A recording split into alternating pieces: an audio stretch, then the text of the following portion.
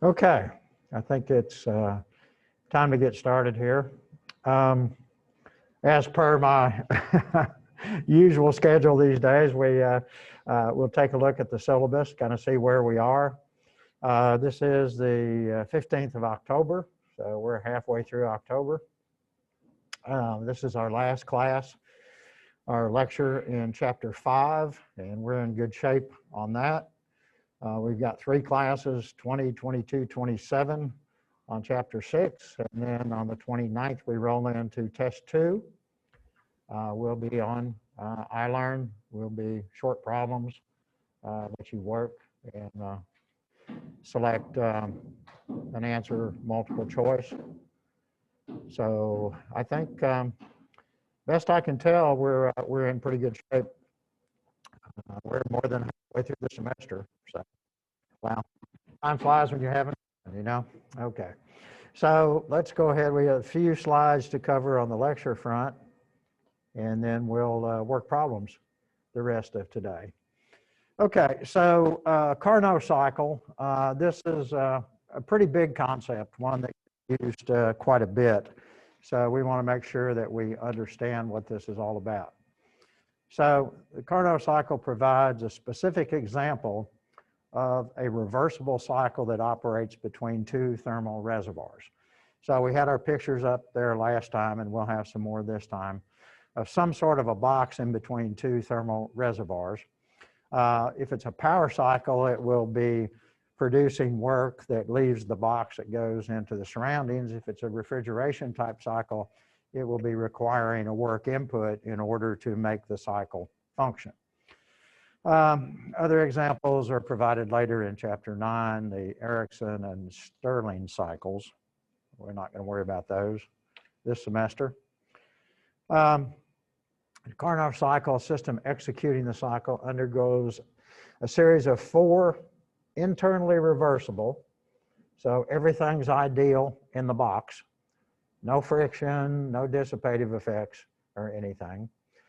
2 of the processes are adiabatic, which means there is no heat transfer with the surroundings, alternated with 2 isothermal processes in which heat will either enter the system or leave the system. And isothermal is nice because it makes the calculations very simple and straightforward.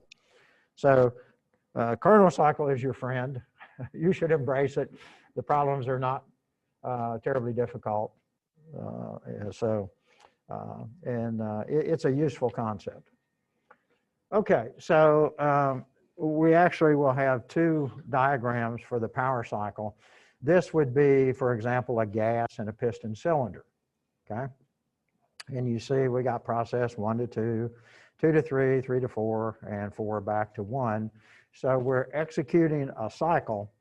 And for any cyclic device, we know that the work of the cycle equals the net heat transfer of the cycle. It doesn't have to be ideal for that to be the case. So when you hear cycle, you know, these little alarm bells go off in your brain and it says, oh, net heat equals net work. Got that. Not hard, but you know, you got to say it enough times in your brain so that it pops up, okay? And we're showing a PV diagram over there. And so we're starting at 1. So, you know, it doesn't matter where you start. They just decided to put 1 over there. And so we see that this lower line, this is an isotherm. So that's a line of constant temperature. So 4 and 1, and as we go through that process, 4 to 1, it's going to occur at TC, which is the lower reservoir temperature, okay? So we start at 1, and so, well, you notice the pressure starts here and winds up here. So it goes to a much high, it goes to the highest pressure in the whole system is at 2. So that kind of looks like a compression, right? Compression process. Pressure starts here, winds up here. Volume starts right in here someplace and winds up smaller. So that's definitely a compression process, okay? And notice that we go, you know, as we said before, when you squeeze a gas with an air compressor or something, it gets hot, okay? So we go from the low temperature to the high temperature, okay? Well, so if we let that temperature increase like that, there's probably not any heat transfer from the piston cylinder. So that's one of the adiabatic processes. So we're going to compress it with a piston cylinder. We're going to insulate the bejeebers out of it so none of the heat can get out. So we go from a low temperature TC to a high temperature TH, and we go from a fairly low pressure at 1 to the highest pressure in the cycle at 2. Okay, nothing hard about that. And, you know, probably we're going to wind up with an ideal gas in the cylinder. It doesn't have to be, but, you know, at this level of thermodynamics, it sure is easy for the guys making the problems to say, assume ideal gas behavior. And you got nice little equations and all this stuff that you can use, okay? And so over here in the picture, we say an adiabatic compression. Remember, that's your 25-cent word for no heat transfer. Compression, we're squeezing it. And so we're setting this thing on insulating sand because we're not going to let any heat out. So this is adiabatic. So we got to insulate it all around. Okay, so that's 1 to 2. Then now just look at the state points. Well, pressure is going to drop and volume is going to grow, right? So we're starting over here on volume and we wind up over here someplace on 2 to 3. And we do it at constant temperature. So this has to be an expansion. Pressure drop, volume increases. And we do it at constant temperature. Now, if you let a gas expand, so the gas is doing work on that piston, right? It's pushing it up.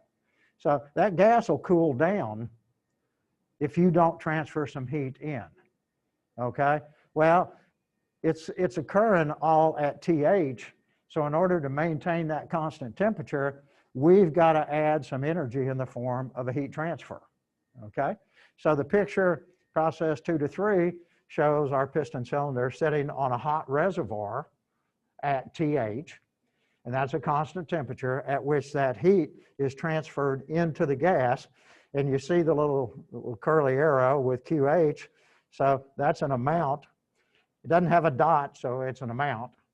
It's an amount of heat transfer that crosses that boundary at temperature TH into our gas. So, you know, it's an expansion, and because we want it to be constant temperature, we have to add some heat. Otherwise, it'll get cold, okay? And then we get to 3, and so we're kind of an intermediate pressure. We're down from 2, the high pressure, but guess what? We're going to go down lower, and the volume is going to increase significantly from 3 to 4. So this is another expansion. But look, this time we're going to fall from the high temperature to the low temperature. So this is an additional expansion that we don't add any heat. So magically we pop the thing up, we ran it over to the corner where the insulating sand is, and we set it down, and then we let it expand some more. And this time we don't put any heat in. And so an expansion with no heat injection cools the fluid. Okay, so that gas in there is doing more work on that piston, pushing it up further. But this time we're not going to shoot in any heat, so we're going to let the temperature fall. Okay, pretty simple. And then we get down to 4. So this is what? This is our lowest pressure, our largest volume. And then guess what? We're going to squeeze it. You know, we're going to compress it back to the initial state over here at 1. You know, so this is 4. When we get done pushing, we're back over here at 1. And when we push that gas, it wants to what? Heat up. But notice, process 4 to 1 occurs at constant temperature. Well, how in the world can you do that? Well, you better set it on something cold and suck some heat out of it, because as you start compressing that stuff, all that friction amongst those molecules makes heat, makes temperature increase. And so we're going to suck that heat of compression out, that Q sub C, and put it into the cold reservoir. There you go. We'll go around and around and around. And guess what? The area enclosed on a PV diagram is the net work. You know, just FYI. Now, not so easy to calculate. You know, when we get to the, we're going to do this same sort of thing with steam. And on the steam cycle, you get some nice boxes. It's easy to calculate the area of a box. It's not so easy to calculate the area inside that cycle because it's all kind of, you know, curvy and squished and all that sort of thing. So, you know, we may not think about calculating areas when we do it. We may have to do integrals and stuff like that. But on the diagram, the area enclosed is the net work, and that equals the net heat. So just kind of FYI. Okay. Now we're going to do this with a system that's nearer and dearer to my heart, which is a steam type system. Okay. So it's the same sort of a thing. We just have probably different gizmos in the box. But it's still going to be reversible. And if it's reversible, if they operate between the same two temperatures, they're going to have the same efficiency, right? If it's an ideal cycle, you don't have any choice about it. If everything is totally reversible. Okay, well, so our four components, now we're going to have a boiler where we're going to do a heat addition. So we're going to take basically some water over here at 4, saturated water, and we're going to boil it.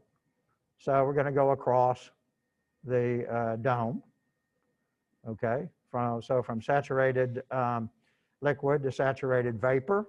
And then we're going to go through a turbine, and we get a process line that looks kind of like this from 1 to 2. And so this is a constant pressure heat addition, and the turbine is going to be adiabatic, right? Because we got to have 2 adiabatic processes, and we got to have 2 constant temperature heat additions. So boiler, constant temperature heat addition, at whatever temperature this is. You know, this is the isotherm, right, on a PV diagram at TH. This is the isotherm at TC, which is the condenser, the temperature at which the condenser is rejecting to the cold reservoir. And so that means the pump and the turbine are going to have to be insulated and adiabatic. Okay? So like I said, 4 to 1 is just boiling the water at whatever pressure, you know, we set the boiler at, and that's how high up we go on the pressure axis. We come across, and then we're going to expand the steam through the turbine to state 2. And notice state 2 is kind of out in the middle of the dome. So there is some quality. Remember, quality is the percent vapor, right? Quality is percent vapor inside the dome. Well, if we came out over here, quality would be 100%. If we came out over here, which the turbine wouldn't like very much, the quality would be 0. So we're, you know, qualitatively, we're what, 80%, 75%, you know, pick whatever number they give you in the problem. But so we're out here on this lower temperature isotherm at the lower pressure, out here in the middle of the dome someplace. But so this is adiabatic, reversible. And then we're going to condense. So we're going to condense some of this. Now, in a real cycle, you're going to condense all the way over here to liquid, because they're showing state 3 going into the pump. Well, I'm telling you what, ain't any real pump going to like that. That's called cavitation, and that's a good way to rip up a pump. But Carnot, you can't build it, so Carnot didn't, frankly, give a damn about the pump. It didn't fit his theory very well, so he said, I'm not going to worry about that pump because we can't build this cycle anyway, so what the heck. But anyway, so 3, the quality is definitely smaller. We've condensed some of the vapor, but anyway, we're going to pump it back up to 4 adiabatically, and then we're going to come across again. So that's the Carnot power cycle for water or any sort of a working fluid that's going to boil and condense. You get the same picture, you just, you know, get different numbers. Okay. In each of these cases, the thermal efficiency is given by 1 minus Tc over Th. And don't forget to use absolute temperatures. Okay? And so that's the maximum theoretical efficiency, is the Carnot efficiency. You can't build it, but you can compare a real cycle to it. Because if the Carnot efficiency is 60% and your cycle is 40%, well, that's better than comparing your 40% to 100%, which is not achievable. You know, so that's kind of the purpose here. Okay, and then we can do this analogous concepts for refrigeration and heat pump cycles. So he says here on the slide, if a Carnot power cycle is operated in opposite direction, so instead of the work coming out being produced, we're going to put the work in, and that's going to allow us to pump heat from a low temperature to a high temperature. Because we know it's not going to do that without putting some effort in. You know, it's going to go the other way on its own, but you can't get it heat from the low temperature to the high temperature without a work input. Okay, such a cycle may be regarded as a Carnot refrigeration or Carnot heat pump cycle, for which the coefficient of performance is given respectively by, and so for the refrigeration cycle, we use beta, and for the heat pump cycle, we use gamma. And remember, what the purpose of the refrigeration cycle is to keep the room cool, and it's at Tc, and we're pumping the heat outside, which is at Th.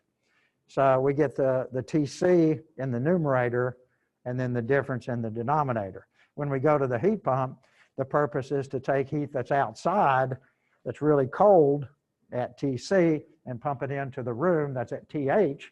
So we change that numerator to Th divided by the difference in the two. So just, you know, keep you cool. You know, if you need a coefficient, a maximum coefficient of performance, you just have to think, okay, is this a refrigerator or is this a heat pump? And you just change that numerator temperature accordingly. Okay, now the fun part. The Clausius inequality. The Clausius inequality is considered next, provides the basis for developing entropy, which they don't do in this chapter, we do in chapter 6. So we kind of, you know, tiptoeing around the entropy topic here without really defining it yet. Whoops, hit the right button, it'd be better. Okay, the Clausius inequality is applicable to any cycle, so applies to cycles without regard for the body or bodies from which the system is undergoing a cycle, receives energy by heat transfer, or to which the system rejects energy by heat transfer. Such bodies need not be thermal reservoirs. So some of the details. And, you know, I would encourage you to read the discussion of this in your book. This one leads to some confusion until you get used to it. So, man, that's one of those things I hit you with over there in Bruner. A cyclic integral, it's the cyclic integral along the boundaries of the quantity delta Q divided by the temperature. So you think about it, you got a boundary and you got heat coming in. And so you're going to integrate, and you're going to divide that boundary up into a bunch of little chunks. And then the amount of heat that comes across that chunk, you're going to divide it by the temperature at the boundary where it came in for each little chunk. And then you're going to go all the way around the boundaries, just the boundaries. And you're going to sum all those up. And that's equal to the negative of the production for the cycle. And that's entropy production. Now, he won't say that in this chapter because he hasn't defined it. But I'm not so resolute in my principles, and I'm going to tell you that's the entropy production for the cycle. Okay? Well, if everything's ideal and perfect for a cycle, how much entropy gets produced? Zippo. Okay? So the best we can do is 0. And that we've already, I think, stated that as you go through a process or a cycle, the entropy cannot be destroyed. So the entropy can't go down.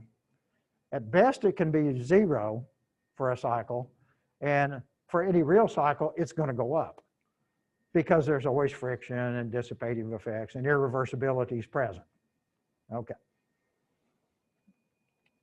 So now let's read what he says. So the cyclic integral, that's what that little circle in the integral sign means, indicates the integral is to be performed over all parts of the boundary and over the entire cycle.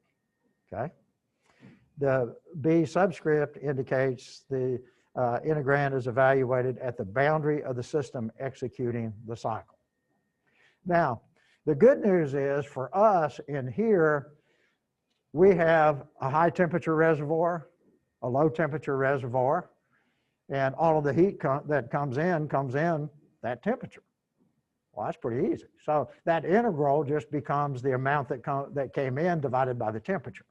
So execution of this cyclic integral along the boundary in the problems we work is actually very simple, okay? But you need to keep this overall equation in mind as we go through some of these problems that we will here pretty quickly, I hope, if I can get to it. Okay. Clausius inequality is developed from the Kelvin-Planck statement of the second law. I think that was already, okay. The nature of the cycle executed is indicated by the value of the production, of the entropy production for the cycle. If it's 0, no irreversibilities are present within the system. If it's greater than 0, irreversibilities are present, which will be for any real system. And if it's less than 0, it's impossible and it can't happen. Okay, so that's what this gets used for, to determine whether or not, you know, if you're doing calculations or something, whether or not a cycle is possible. Yeah. Okay, so here's a little example. A system undergoes a cycle while receiving 1,000 kilojoules of heat transfer at a temperature of 500 K and discharging 600 kilojoules by heat transfer at different temperatures. A, it's 200 K, B, 300, C, 400. Using these equations, what is the nature of the cycle in each of these cases? So that's kind of a nebulous statement. Let's just see what we do. To determine the nature of the cycle, we're going to perform that cyclic integral to each case and apply equation 514, and that's right here, to draw some conclusion about the cycle. Okay, so you see, you know, most of the time we just have heat coming in. So, and it's, you know, we know we have an amount. So you take the heat in divided by the temperature at which it comes in, and it just has to be an absolute temperature. And then minus heat out, so divided by TC, and you set that equal to the negative of the entropy production for the cycle. So now what happens in these problems is most of the time they just go ahead and take that minus sign and multiply through the equation, and so they'll wind up with T out over TC minus, I'm sorry, Q out over TC minus Q in over TC, and the production term won't have the minus sign. So just get ready for that when we start looking at problem solutions. Because sometimes you go, well, they flipped it. They flipped it. No, they just went ahead and moved the minus sign to the, you know, multiplied through by -1. Okay, so we see, now in this case, they haven't done it yet. So I'm making a liar out of myself. So A, negative of the entropy production is 1,000 kilojoules divided by 500, which is, you know, 1,000 divided by 500 is what? 2, right? And minus 600 kilojoules divided by 200 degrees K, that's 3. So my math isn't real good, but 2 minus 3 is minus 1. And sure enough, it's minus 1 kilojoules per kilogram. He's got minus on both sides of the equation. So then he's going to say that the entropy production for the cycle is plus 1 kilojoule per degree K, which is greater than 0, which is possible. And it would say there's irreversibilities in the system. Okay? So then we're going to do B. We're just changing, let's see, we're keeping the heat addition and the temperature the same. And we're changing the temperature of the cold reservoir from 200K to 300K. And so now you've got 1,000 divided by 500, which is 2, minus 600 divided by 300, which is 2. 2 minus 2 is still 0, I hope. And so that's equal to 0. And so guess what? The production is 0. And so that's an ideal. Whatever's going on in the box is ideal. There's no irreversibilities present because there's no entropy generated inside the box. Okay?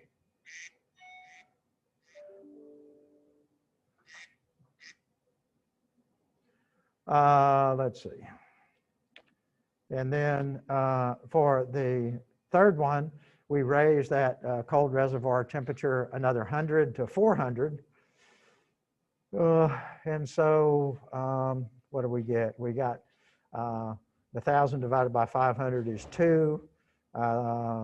600 divided by 400 must be 1.5. You subtract them off, you get a plus 1/2.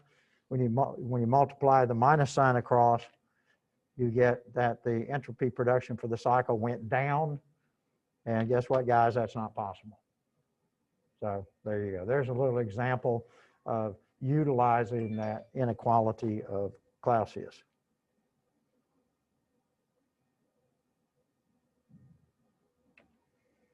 Okay. All right. So that's the end of that. Now, let's hop into these examples here. All right. So I got a few. Some of these are pretty quick. Some of them not so much. We'll see. Okay. So this is problem 534. So they've just given us some operating data for a power cycle. We got case A, case B, and a heat pump cycle. Case A, case B. And the way they drew the thing up, see, so here's the heat pump. I'm sorry, here's the power cycle over here with work coming out. Here's the heat pump over here operating between the two reservoirs. And then we can also combine them together into put all of that into one box. And that's this dotted line around both of them and call that an overall system. And then we can analyze that, okay? So what do we want to do? For each set of data, determine whether the first and second laws are satisfied, okay? So let's take a look. Let's see. Engineering model system shown by the dashed line operates at steady state. To each energy transfer is positive in the direction shown by the arrows. Okay, so if you look at just an energy balance, well, so for the heat pump, we got 60 coming in, we got 40 going out to the low temperature reservoir, and we got 20 converted into work. Well, that's certainly possible. That doesn't violate, you know, it balances, and that's what the first law, the energy balance, does. Okay, we can look at, go ahead and do B while we're looking at it. So we got 120 coming in, we got 80 going out, and we got 40 being converted to work. Well, that balances because 80 and 40 is 120. There you go. On the heat pump side, well, we're pumping 80 up here, and we're pulling 60 out of the cold reservoir, and we have a work input of 20 in order to make that happen. So 60 and 20 is 80. That works. And likewise, we got 100 coming up, we got 80 coming out, and we got 20 coming in. So 80 and 20 is 100. So first law, and then we can do the combined. We go ahead and do the combined while we're here. So now we got a, so we take this whole line across here. So let's see. For this one, let's see, we're taking, we're taking 60 out of the high temperature, but we're putting 80 in. So net, we're putting 20 in up here. Then on the QC, let's see, we're putting 60 in, right? And we're taking 40 out, so that's 20. And so what I'm taking 20 from here, putting 20 from there. But what's my net work? This is 20 out, and this is 20 in. Yeah, I think it balances, but it's not, we can see we're going to get into second law after. So I probably shouldn't have tried to do all the first law at the same time. So let's go ahead and jump into this. Okay, so just for A, so he goes through here and says, by inspection, energy rate balance is satisfied. So there's no problem with the first law. However, considering the second law next, observe that the system receives energy by heat transfer from the cold reservoir at a net rate of 20, right? Because we got 80, no, hold on a second here. This is, okay, so we got 60 coming here, and we got 40 coming here. So that nets at 20 for here, that's coming in to the overall box.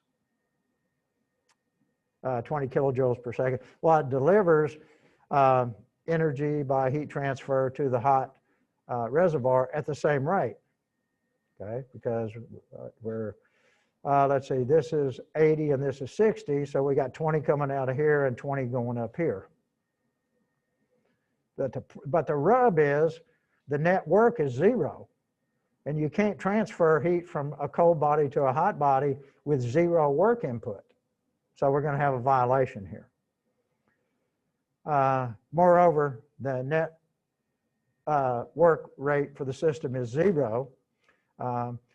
In this mode of operation, the system operates as a heat pump with no work input required. This is denied by the Clausius statement of the second law, thus, and thus the Kelvin-Planck statement, which is equivalent. Okay. Alternatively, since the system operates as a heat pump with no work input required, its coefficient of performance would be infinite, and we know that can't be true. And you can use the temperatures, and you can calculate very easily that gamma max is 2.5. Accordingly, the second law is not satisfied.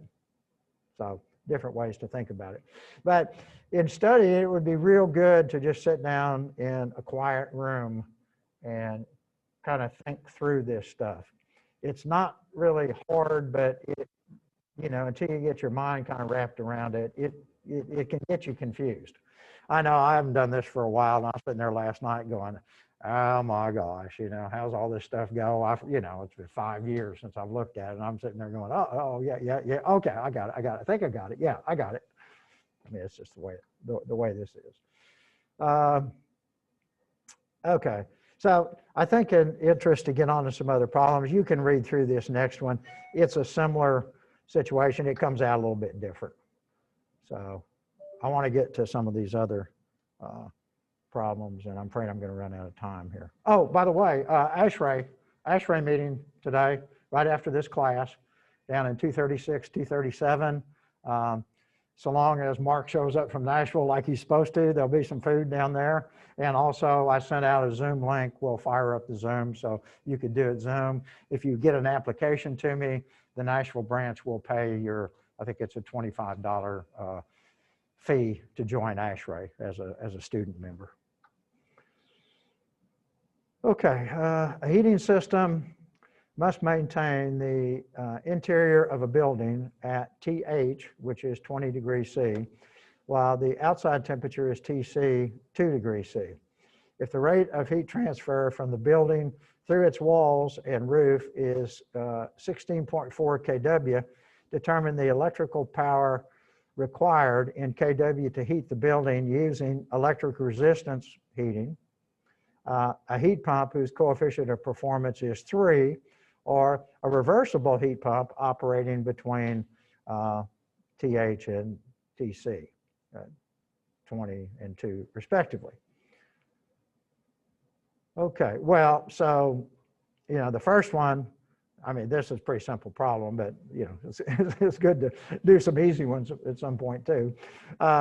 So for electric resistance, if this is the amount of heat that's being lost, that's the amount of heat you have to supply. So, you know, in resistance heat, you know, you would just have to have enough amps times volts, you know, in order to be 16,400 kW. So the answer is by inspection, 16.4 kW. Okay. Well, for a heat pump with its coefficient of performance of 3, that says 3 is equal to QH, because that's the purpose to run the heat pump, is to transfer heat from the cold temperature outside into the building, divided by the work of the cycle. So that would be 3. So we got to have 16.4 kW divided by 3. So this heat pump would only require 5.47 kW of work input. Wow, that's pretty good. I mean, it's like about 1/3. You know, in fact, it is 1/3, I guess. You divide by 3. That's going to save you some money on your utility bill. Okay.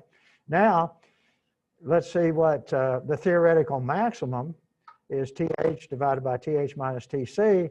Theoretical maximum of coefficient of performance for these temperatures is 16.28. 16.4 divided by 16.28 is a little over 1. So you see, you know, I mean, the real guy does a whole lot better than this, but there's also still room for improvement.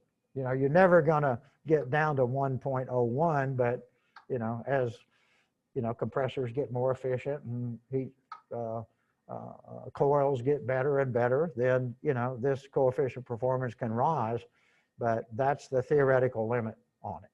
Okay. So that's that one. Okay, a gas within a piston cylinder assembly undergoes a Carnot power cycle. Okay, we just looked at that. For TH is equal to 600 Kelvin and TC is 300 Kelvin, determine thermal efficiency. Also, determine thermal efficiency for cases involving percent changes in TH and TC values from those given. So we're gonna do it for these temperatures, and then we're gonna change them a little bit and see how that impacts the efficiency. And this one's pretty simple too, so we get through this one quick. So the max efficiency is given by this expression for a Carnot device. So for a power cycle, it's 1 minus TC over TH. So just plugging in the numbers, we see, wow, the maximum possible efficiency is 50%. Okay, well, okay, let's bump the 600 Kelvin by 15%. Okay, raise it by 15%. So it becomes 690. We're going to keep the cold temperature reservoir. The lake didn't change temperatures wherever we're dumping the heat. It's still 300. So all of a sudden we do the calculation. And so now the efficiency goes up to 56.5%, or that's a 13% increase by going up, what, 90 degrees Kelvin on our high temperature. Now, do you think the TVAs and the boiler manufacturers of the world know this? Absolutely they do. And that's why they're ever striving for better materials to make these devices out of.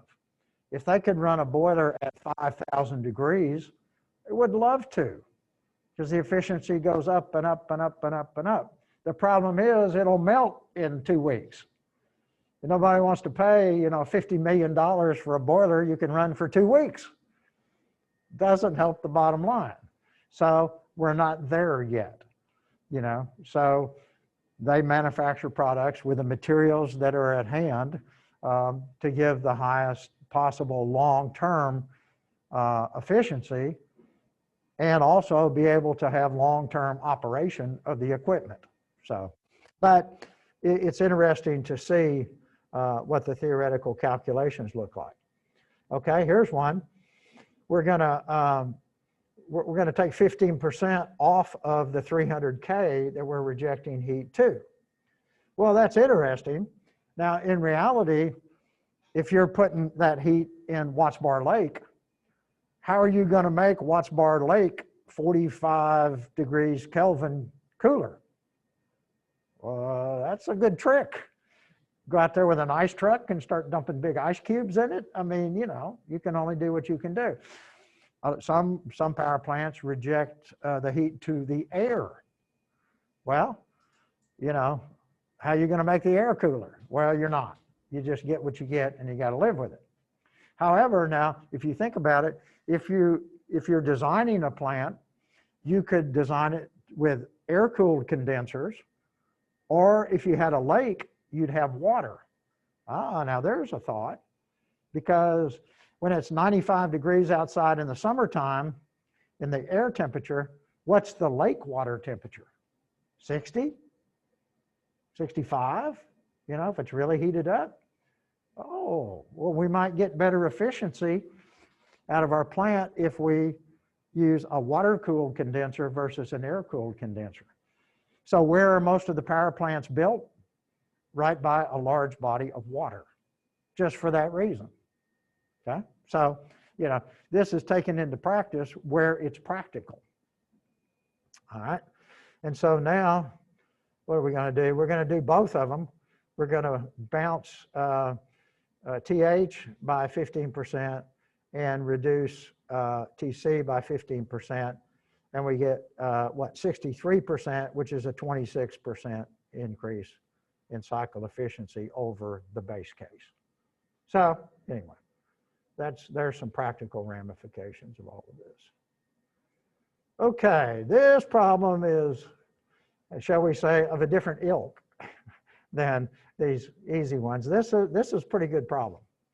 This we'll see as we get into it here. So let's see. So what have we got? We've got a Carnot. Is it?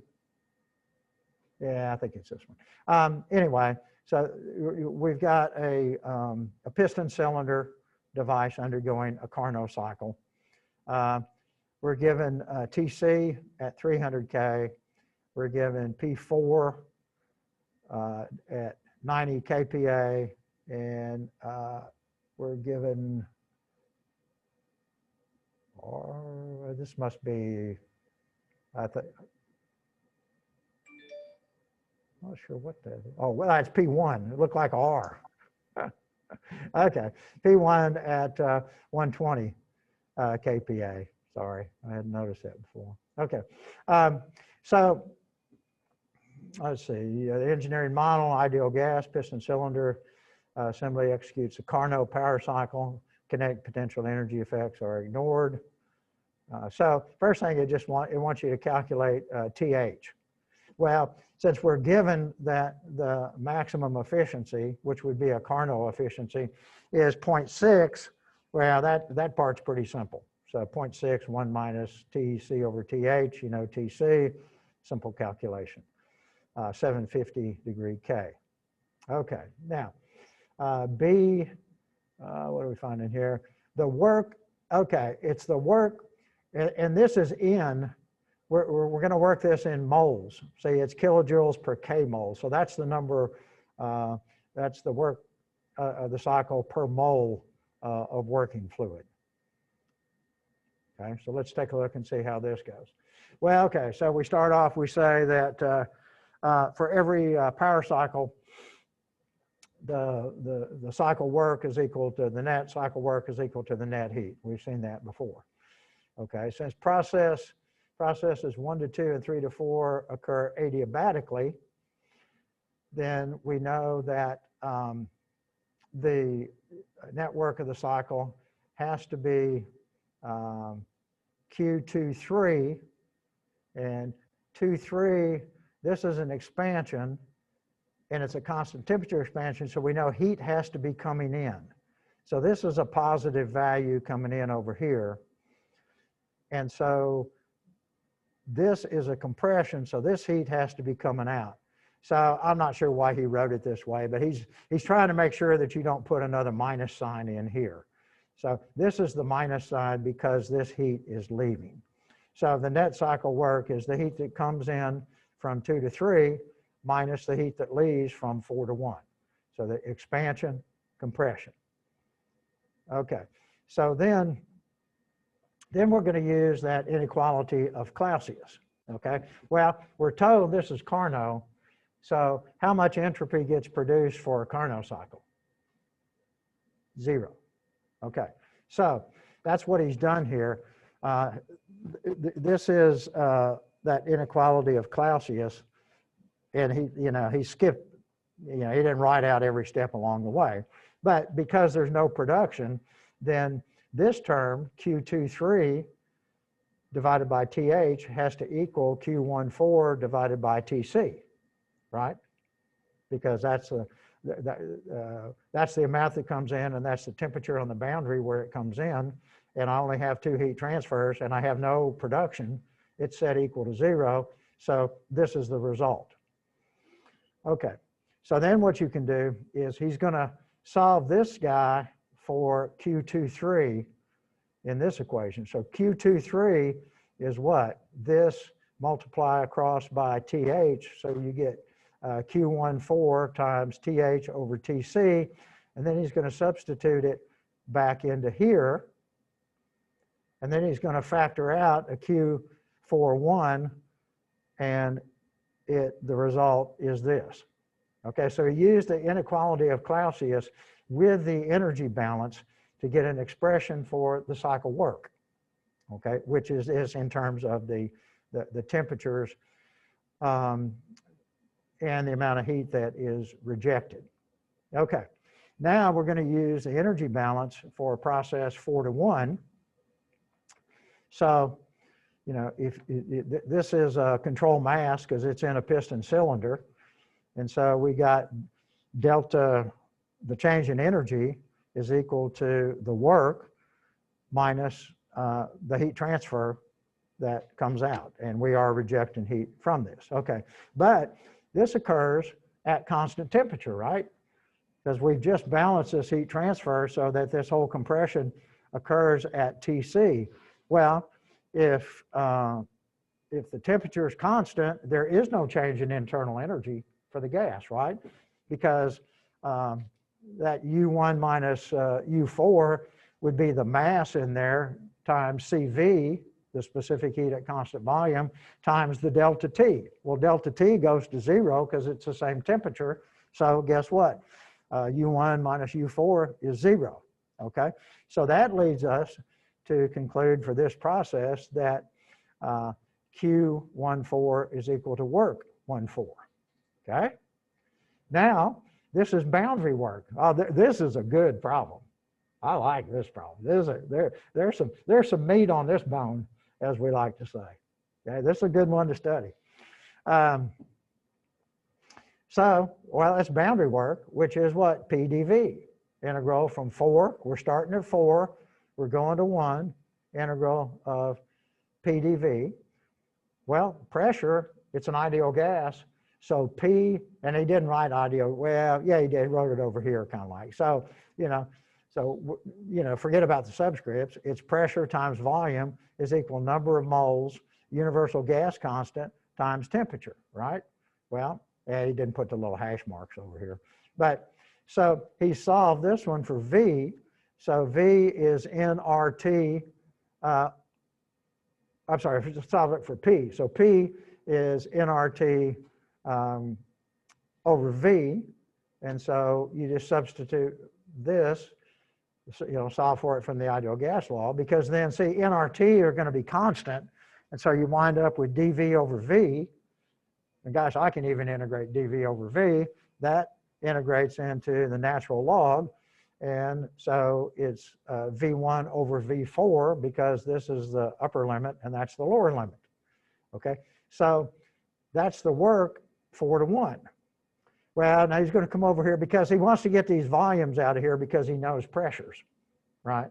So if you write P1 V1 is equal to nRTC, and then you write P4 V4 is equal to nRTC, and you ratio those, right? And so nRT divided by nRT is 1. And so you just juggle that around a little bit, and you realize that V1 over V4 is equal to P4 over P1, the ratios. Okay, so you substitute in over here. Now, if you look at this, when he writes it down here, now okay, so he's collecting results. Now he's writing the absolute value. So he wants all this stuff to be positive, okay? So, these two are equal. So you just say, I'm just going to take the positive of them, make sure they're positive. And nRTC ln P1 over P4, because if you plug P4 over P1, this will provide a negative. And if you just switch them, you get the same numeric value, but it becomes positive. That's why he flipped them. There's lots of little tricks in here, okay? So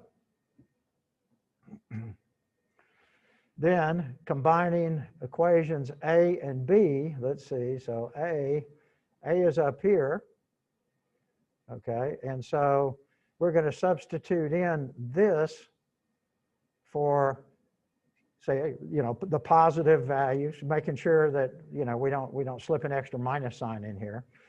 So this term disappears, and this term gets introduced for it. And then he's going to divide through by the number of moles because he wants the cycle per mole.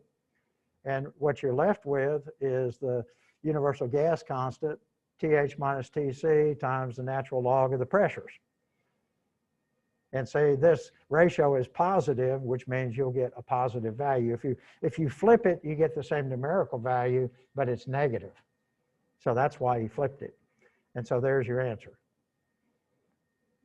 So the work per mole is 1,076.3 kilojoules per kmol. I'll tell you what, that's pretty good. There's a lot of good thermo in there. So see how this stuff builds? Thus far in this semester, we've been putting all these little building blocks out there, and then we start stacking them up and intertwining them and all this stuff. You start getting stuff like this, yeah. This is where the rubber really meets the road in terms of getting good at the thermal 1 stuff. So this is a real good problem. Okay, how are we doing here time-wise? Okay. Hopefully I can get all this stuff in today. Okay, so here's another one. This is actually 3, but it is one of these where you just change something and repeat. So we probably just do the first one. Okay, so now we've got a power cycle over here. That's the boiler, turbine, condenser, and pump. So let's see, we got water flows through the boiler and condenser at constant pressure and through the turbine and pump adiabatically. Kinetic potential energy effects are gone. So process 4 to 1, the boiler, constant pressure at 1 MPa, and we go from saturated liquid to saturated vapor. So we're just going across the dome, just like we kind of showed it before. Process 2 to 3, it's at 20 kPa, so we've dropped a bunch of pressure across the turbine. So X2 is 88% and X3 is 18%. So we want to determine, we're going to use that equation 513 is the Clausius inequality. We're going to do it on a time rate basis to determine, is the cycle internal reversible, irreversible, or impossible. And then determine the thermal efficiency. And then let's see, and then compare to the Carnot. So let's just get on into this. Okay, so here's the PV diagram. That's just what we had up there before, saturated liquid to saturated vapor. expand through the turbine, 88% quality, and then come across here to 18% quality, and then go through the pump back up here. So 2 adiabatic and 2 constant temperature heat additions. Let's see, so engineering model, control volume, steady state, encloses each of the 4, all the components are in the box. Power heat transfer rates are positive in the direction of the arrows. Stray heat transfer, kinetic potential energy effects are ignored. So we're going to simplify it down. Okay, so here's the inequality of Clausius. Say the minus sign is not over here, so he's switched the terms, because we know the heat is coming in 4 to 1, and see he has that negative, and it's negative because he multiplied across by the minus sign. Heat's being rejected from the cycle 2 to 3, and that's positive again because he multiplied that negative sign across. So that's pretty simple. So this will give us the entropy production for the cycle.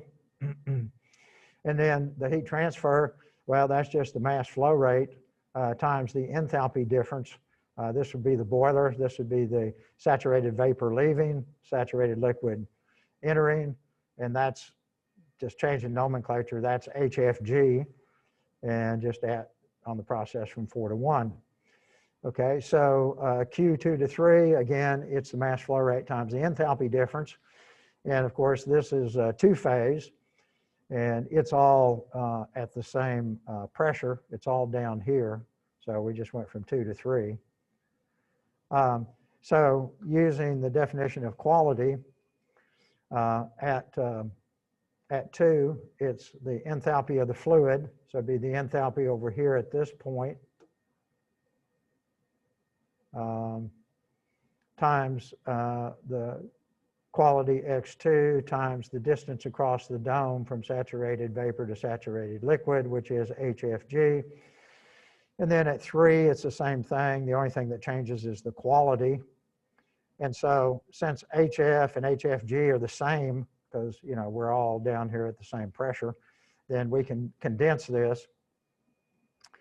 So the HFs cancel. I got a +1 here and a -1 here, so it's gone.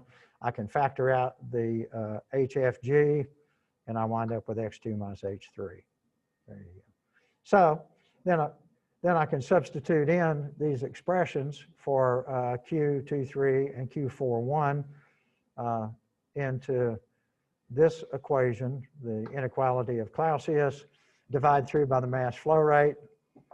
And so then I get the rate of entropy production per unit mass is equal to this number being all this stuff in the numerator being Q23 minus all this stuff in the numerator being Q41 divided by the respective temperatures. Okay. So that's pretty straightforward. A little bit of, it's pretty good. He went to the tables and pulled out all of the numbers, which I think you guys should all know how to do by now. And so when he plugs all this stuff in and does the arithmetic, we get 0.51 kilojoules per kilogram per degree Kelvin. And guess what? It's positive. That's the production term. That's the entropy production by the cycle. It's positive.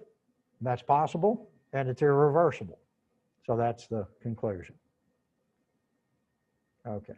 And now he's just going to, let's see. Oh, no, I take it back. So let's, we do have some other things to calculate here.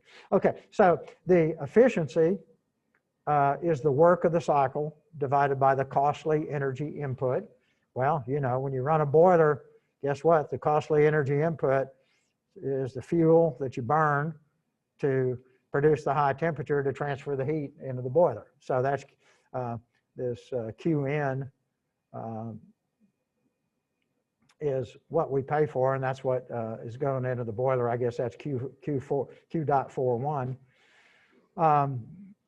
And so the work of the cycle is what? Qn minus Q out. So when you substitute that in, you get Qn minus Q out over Qn, and that's 1 minus Q out, Q dot out minus Q dot in. And then based on these definitions up here for the different heat transfers. This is let's see, this is what's rejected in the condenser, and this is what's supplied to the boiler. And so plugging the numbers in, we get 18% efficient, okay, as given. What's the maximum possible efficiency?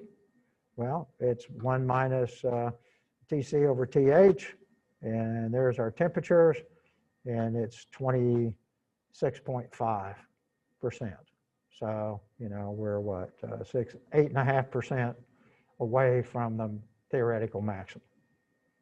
Okay, so the actual efficiency less than the theoretical maximum. So, and again, that tells you the cycle's irreversible. Okay, and then he goes and just reworks, changes the pressures and stuff. So I'm not going to go through those other cases. It's there for you. It's the same stuff. You just to see how the efficiencies and all change as you change pressures and stuff. Okay, how we doing? Yeah, it's working out just fine. If I can get to this guy. Okay, so the last one shown in the figure is a system that executes a power cycle. So work has to be coming out, or at worst 0, while receiving 600 BTUs of heat transfer at a temperature of 1,000, okay, and discharging 400 BTUs by heat transfer at a temperature of 800. But this time now we got a third heat transfer that occurs at 600. Okay, so we're putting in up here at 600, boundary's 1,000. We're rejecting down here 400, the boundary's 800. Well, I got this other stuff going on, and I'm not real sure. I know I got some heat transfer. I know the boundary temperature, but I don't really know what Q3 and what direction it's going. Okay?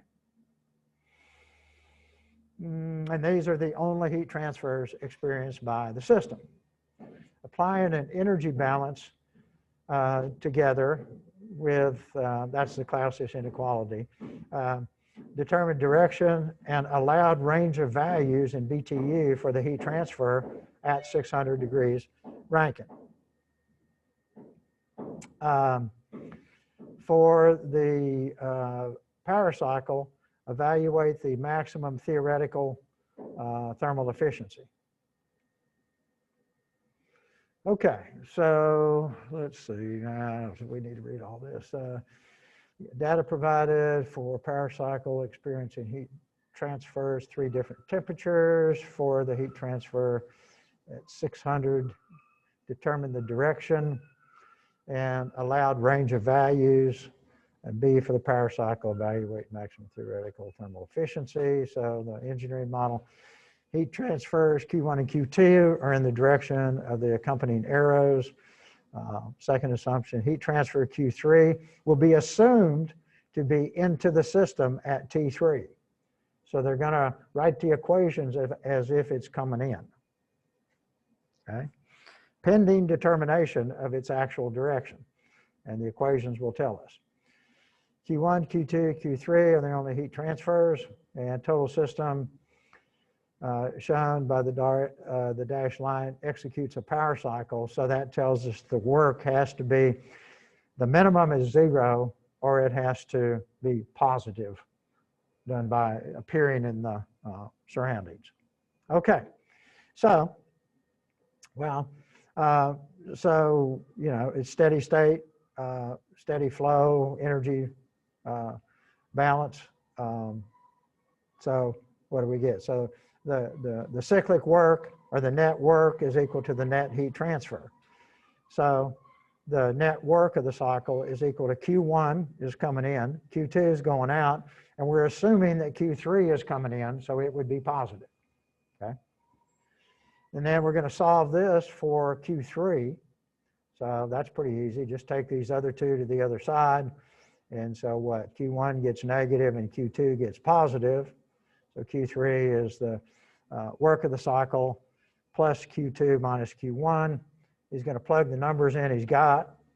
And so Q3 is the work of the cycle minus 200 BTUs. So that's pretty straightforward. Okay.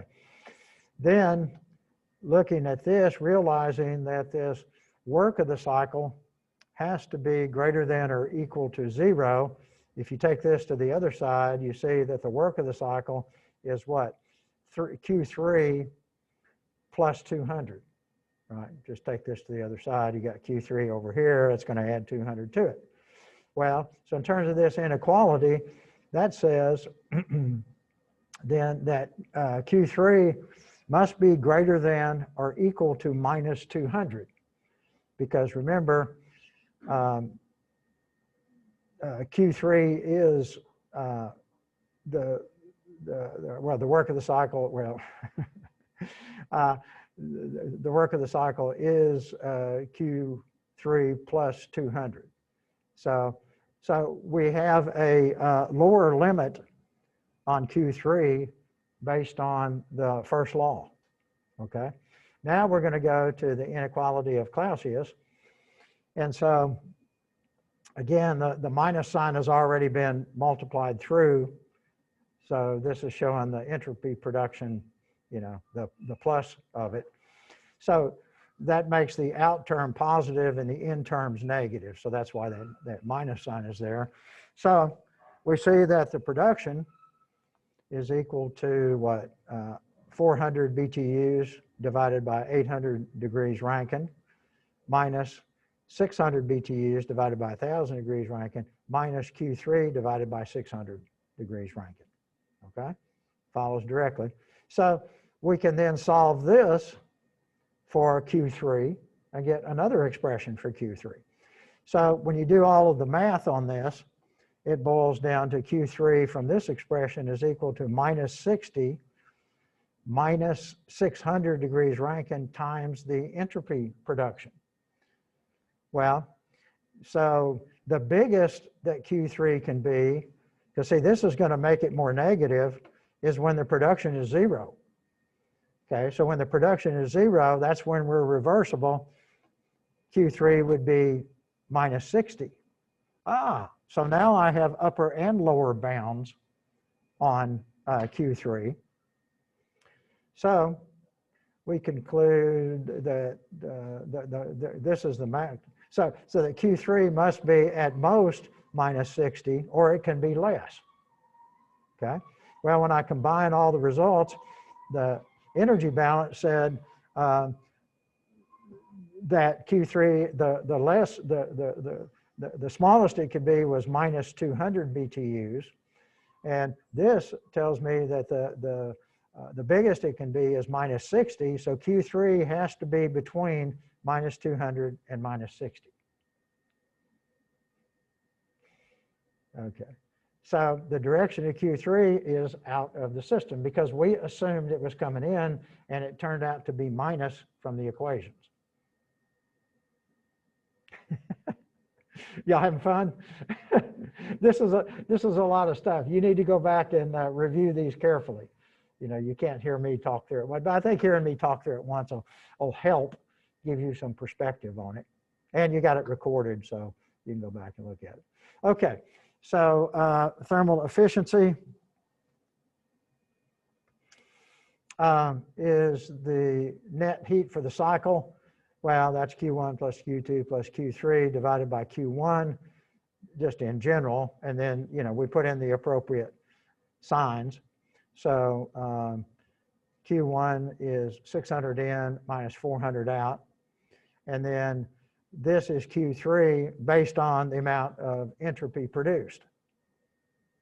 Okay, so if this is 0, then this will just be minus 60. If this, you know, because production has to be positive. So this term will get more negative as it becomes more irreversible. Okay, and so we just combine these two and we get this. And then, of course, can be just written in this fashion, you know, just dividing each term separately. Okay. So then the maximum efficiency will be when this is reversible, which means that there'll be no entropy produced at all. So the production term goes to 0, and this is 23.3% would be the maximum. And then for any real cycle, you calculate the amount of entropy production, plug it in here, and it'll tell you the efficiency of that cycle. Pretty good, pretty good. All right, so please review this stuff, and we'll be bounding into chapter 6 on Tuesday. If you guys have a great weekend and stay safe. And we're going to cut this off now. Take care.